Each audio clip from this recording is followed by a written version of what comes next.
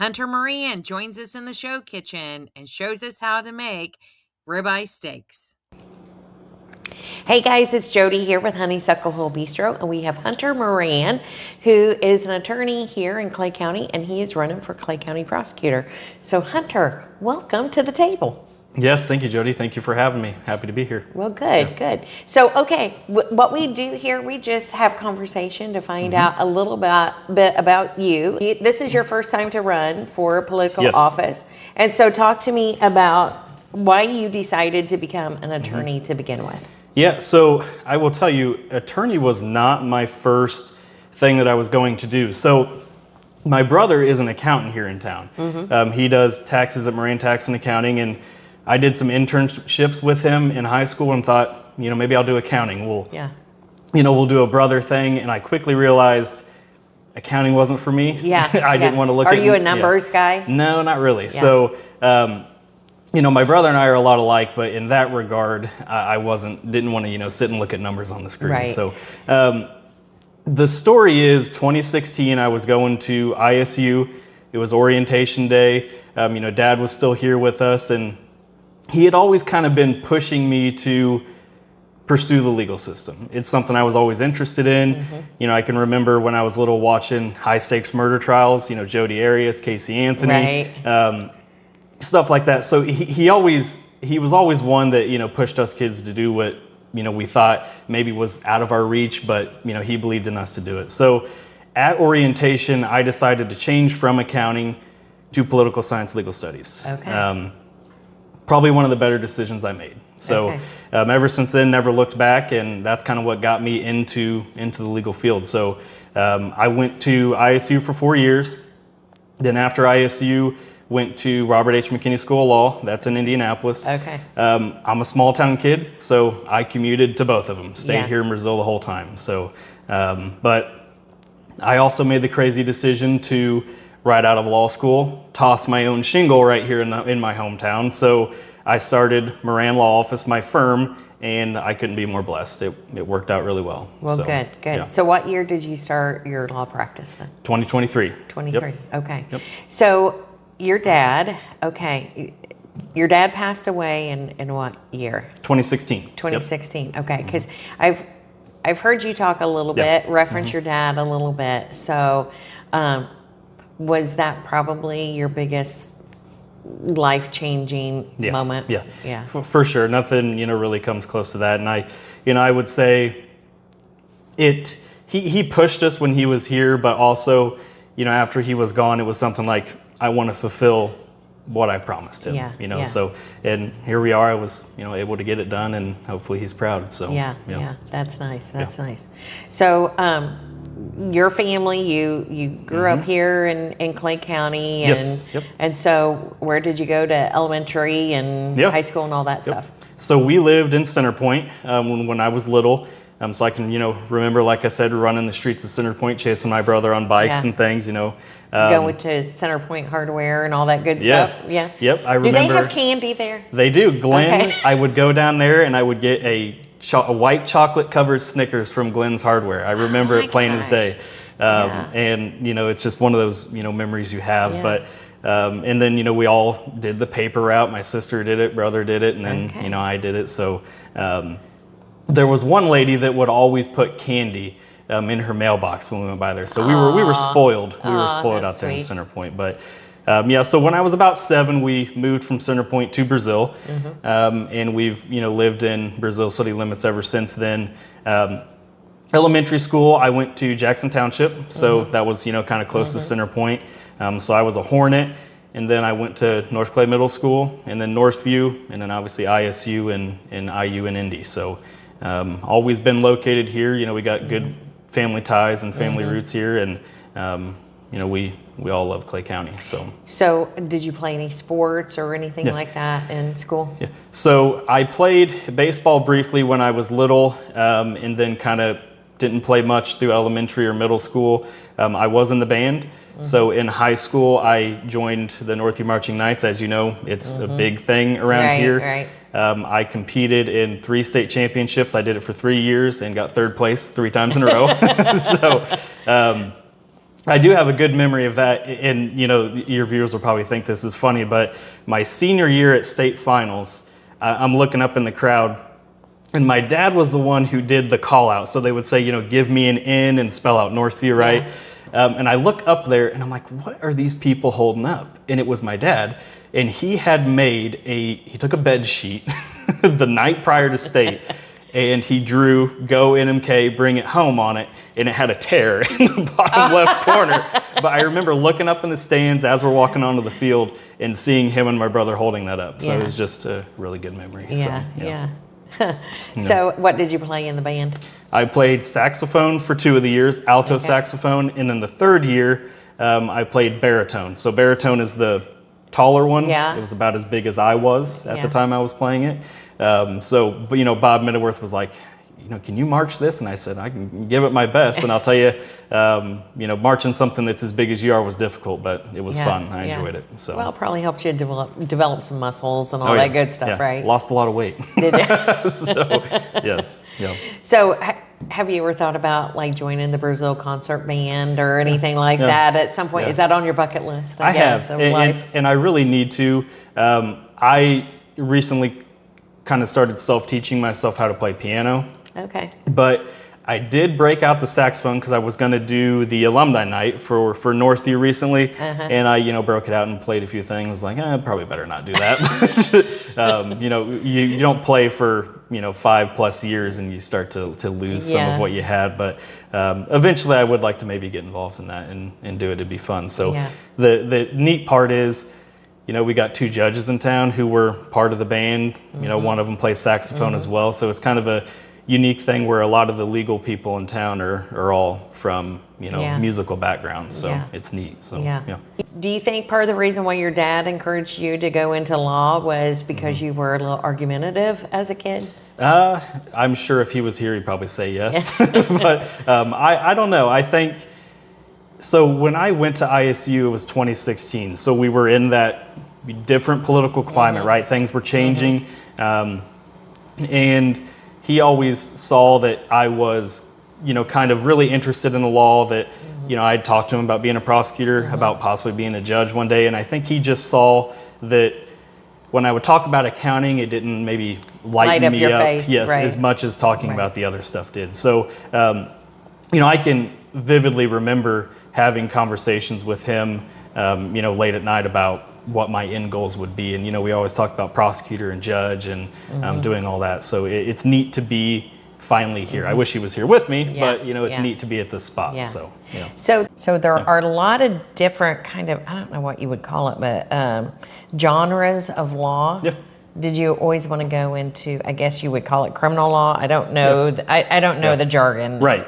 Yeah, so I think generally when people think of law, right, everyone gravitates towards criminal law, right? But there are so many different areas, and that's one of the things you learn in law school. That if you aren't interested in criminal, you have intellectual property, real estate, you can get involved in business litigation, commercial law. The law is everywhere, as we know nowadays. We have a lot of laws, but at McKinney, at the law school I went to, I did do the criminal law track. So I got the certification for criminal law. It was kind of, if you took all the criminal courses, you were able to get that. I changed a little bit during the course to really liking estate planning and probate. Estate planning being, wills, trusts, preparing things for people. So I do a lot of that on my private practice side right now. And that's one thing I really wanted to do, was experience all of it. So, during the time I've been practicing here in Clay County so far, my private side, I've tried to do a lot of the estate planning, real estate, get that experience.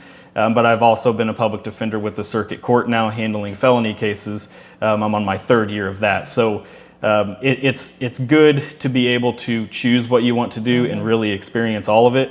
I would say, in terms of my interest, I still really enjoy the criminal side. It's something I've always been passionate about, and we've talked about discussing it with family and things. And it's if there's one area I had to choose to practice the rest of my life, it'd be criminal. So What do you listen to? Music, podcasts, or a book? So really, all 3. I prefer to read a book if I'm going to do a book. Really into nonfiction stuff, so World War II, Cold War things. Music-wise, I like country, but I'm also kind of an old school person, so I listen to a lot of Led Zeppelin, some of the classics and things, but, you know, I'm not into the newer stuff, I guess you can say. Right. Yeah. Okay, so favorite book? Favorite book is probably Operation Paperclip by Annie Jacobson. It details how after World War II there was a scramble between Russian forces and American forces to capture and utilize Nazi scientists for the benefit of both countries.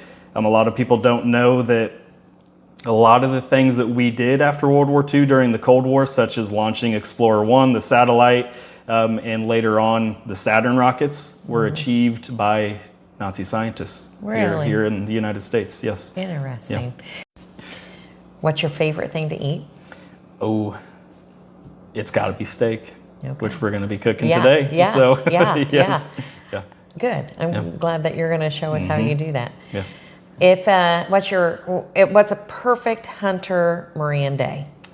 So right now it's a lot of working for the firm, but I would say outside of work, perfect day for me is probably being either golfing if it's a nice summer day. I do really enjoy also target shooting. So I do a lot of firearm collection, but also shooting and training in that regard. So those would be my two favorite things to do if it's a nice day outside. If we're in weather we've had recently where we're kind of snowed in, spending time with family, the nieces, nephews, and kind of just maybe playing some board games or something is what I'd like to do. So what's your favorite game? Ooh, I would say we played Kemps. I don't know if you're familiar with Kemps before. I've never heard that one. You put two people against each other and you kind of come up with a secret code, and the goal is to have 4 cards that match, so you can swap between you and your teammate. And when you get 4 cards that match, you do whatever your code is. So it could be wiping your face or whatever, but if the other team spots it and calls you out, then you lose. So just kind of a quick game that you can play that we really enjoy. Is this like a legitimate game, or is this a Moran game? I learned it in high school, and then brought it into the family. So. Okay, gotcha. What's your favorite song? Favorite song, Stairway to Heaven by Led Zeppelin. Okay, all right. Okay, so you've already said we're going to cook some steak, and you're going to show us some of your proprietary blends. So join us in the kitchen here in just a second with Hunter Moran. Okay, Hunter, show me your stuff with with the steak. We're going to be doing some ribeye steaks here. So this is the seasoning I use. It's nothing, secret or anything. It's just salt, pepper, garlic with a little bit of rosemary. I just chop it up in a little blender at home and, put it in this old jar here. Okay. So that's the seasoning. We'll start with, I think we're just going to do one of them at a time here. Okay. So we'll season this first one up. So as this is cooking, do you have the measurements in your head? Because people will ask me, on the seasoning? on the side, people will ask me questions about. So I'll tell you, I kind of just you do it by feels, ballpark it. Yeah. It's more of a ballpark thing. So I'll tell you, the salt obviously is going to be the most that's in there. Second's going to be your pepper. A little bit of garlic. I think I forgot to mention there is some rosemary. Yeah, I think you said rosemary. Okay, rosemary's in there too. So so we'll put it on just here. those 3: salt, pepper, rosemary. Yep, and garlic. And garlic. Yep. Okay. So we'll pop it on there. And typically what I do, I go for medium rare. Are you okay with medium rare? Yeah, I'm good with that. All right. So usually 3 to 4 minutes per side on a steak this thick. Then we'll flip it. And towards the end, when we're about done, after we get a crust on there, we'll put the butter in and baste it a little bit. Okay. So typically you do this outside on a grill, you said. Yes. So can you walk us through that? Yeah, so typically I have a Traeger. So it's a smoker grill combo, but I can they call them grill grates on there. So, I'll turn the temperature all the way up to 500, get them real hot, toss your ribeyes on there, cook them 3 to 4 minutes per side, pull them off, and then, usually have some butter inside that you can put on it while we're doing it as well. So, so that's how I typically do it.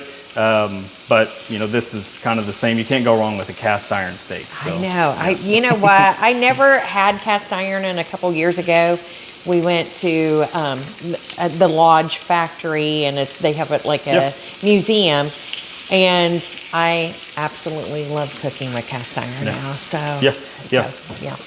I've actually cooked. Other than this, I've cooked some pies. You can do smoked pies on the Traeger, and they have an app where you can get on there and look at the recipes and things. So I've done a few of those. Some of them didn't turn out really all that great, but so how's the smoky flavor in a pie? I mean, so you get walk me through that, because I don't know if I can do that. Yeah, so you get different flavored pellets. So you wouldn't want to use like a mesquite on the pie. Okay. You would get maybe cherry or apple, and then it kind of gives it a little bit of a different flavor. But they always turn out very good. So what kind of flavors of pies have you tried? So I did have you ever heard of tres leches? Yes. So I did a tres leches where you bake the pie in there, and then you add the evaporated milk and stuff afterwards. Right. And then we have done an apple one on there too. Okay. So I haven't branched out to anything crazy, because like I said, some of them didn't really turn out all that great. So. So the apple, did you use the apple wood then? Or yes. whatever? Yep. Okay. I've typically used apple. Some of the, on the app, when you look at the recipes, some of them call for cherry, but I've always just done apple. So. Did you feel like the apple would kind of enhance the flavor of the apple? Yes. Yep. I would say so. You really get it more so in the crust. That's where you're going to get your flavor out of it. But I think we're good to go ahead and flip here. Okay. Should have a good sear. Oh, that looks pretty. And that was 1258, so we'll flip it again here in a few minutes, and then we'll baste it and try to get some cross-hatch marks on there too. So. Look at that. You're getting all fancy. Yes. We're doing a Ruth Chris steak. All right. Wow. Yes. Yeah. So what else have you tried on the Traeger then? Yeah. So I do, if we have a 4th of July event or something, pork butts. So smoking them for, a good long while, taking them off, shredding them up into pulled pork sandwiches and stuff. So those are always really good. Brisket is tough. It's hard to do a brisket on the smoker. Steaks I've done on there, chicken on the grill grates and things like that. Yeah. I would say I'm just a steak person, so steak's always my go-to. But do you do any sides, veggies and fruit and stuff like that? No, not normally. Normally, the other family members will do the sides. I'm usually in charge of the grilling with the meat and stuff. Okay. So, yes. Well, since you're in charge of grilling the meat, does that mean that you're providing the meat too? Yes. You're paying for the meat? Yep. Well, that's why they want you, because the meat's the expensive part. Yes. Right. Yes. No. And definitely when you're going with a thicker steak like this too, you can get pretty pricey in there. So 1 inch is what we went with, and that's what you typically like. Right. What other cuts of steaks do you like to do? Because this is a ribeye. That's your preference, right? Right. And what would be another good cut that you would like to use? Yeah, so not everybody likes the fat that the ribeye has. So a couple people in my family are not the fat type. Yeah. So sirloin is a good one, top sirloin. And then New York strip is good too, but it has some fat on the outside.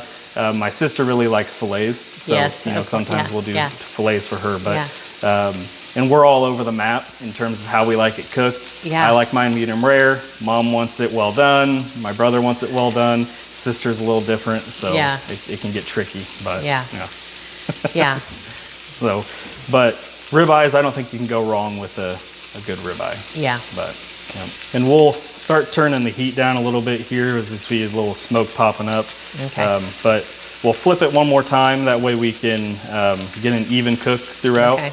And then we'll baste it with some butter in there, and it's 101 now, so we'll go ahead and now something that you could do, since you're kind of like no one in your family for your steak game, you could get one of those branding irons with your name on it. Yes, yeah. Well, I'll tell you, my sister did get me a couple years ago now she special ordered it, and it was really nice, but it was a cutting board that had my initials and stuff on it, so it was pretty neat. But it turned out good. I've never thought of a brand though for my steaks. Maybe I need to look into that. Yeah. So we just a couple years ago I had some Amazon points or whatever, some points that I had saved up. So we bought a brander and we brand the buns, but we could brand steaks with it too. But anyway, it's just kind of fun. Yeah, you know? We're just gonna take some of this and baste it on there. It's gonna add to the flavor and help the crust. Now, is that typical? That seems like a big chunk of meat to me. I know the thickness is what you like, but is that typically the size of ribeye that you? Yeah. So, really, the best way to do it for people watching is to buy a prime rib. So you get the whole rib, cut it to your liking. You know, however thick you want it, but. I mean, you know how meat prices are now. They're expensive. So you save by doing that because, you know, this you're probably paying $30 to $40 for. You buy a prime rib for $100 and you get a lot more out of it. So, but yeah, and then, you know, there's several good places around here where we can get that. Right. Sam's Club has good prices on them. And so we got some decent cross hatching there. That does. It looks good. It looks professional. So, are you a steak sauce person, horseradish sauce, anything? Yeah. Are you a saucy person, I guess? I would say if the steak needs sauce, I didn't do it right. Right, yeah. So, to me, if you cooked it right, then you probably don't need any sauce. Right. So. Hunter, looks good. Are we ready? Yes, we are. Okay. And so... I'll transfer it over here. Okay, I'll let you... come over and do your thing because... And actually what we want to do is typically you want to let it rest before cutting. That way you can soak up a lot of the juices. So we'll let it rest here for a minute. And so typically how long do you like for it to rest? Yeah, so there's a lot of people online that'll tell you, you know, let it rest a quarter of the cooking time or whatever.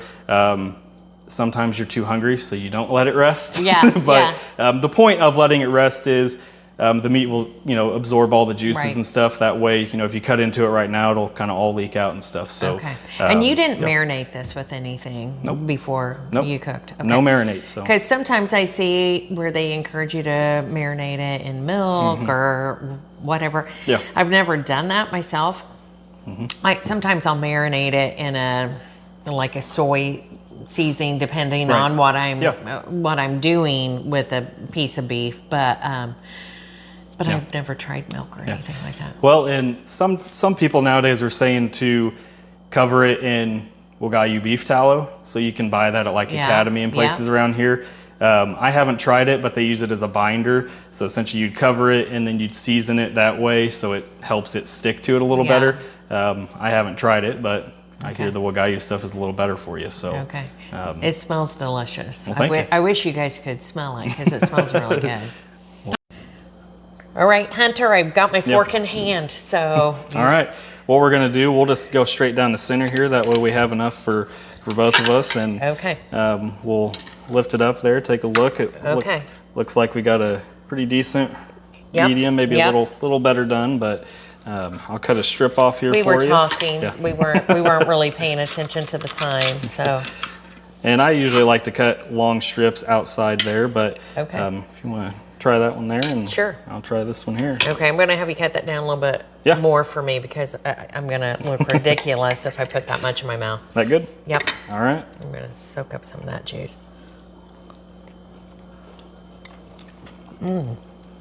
Good? That's really good.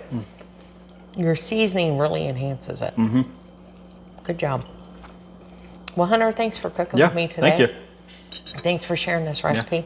Good luck. You're welcome. Yeah, thank you. I appreciate it, Jodi. Thank you. Bye-bye.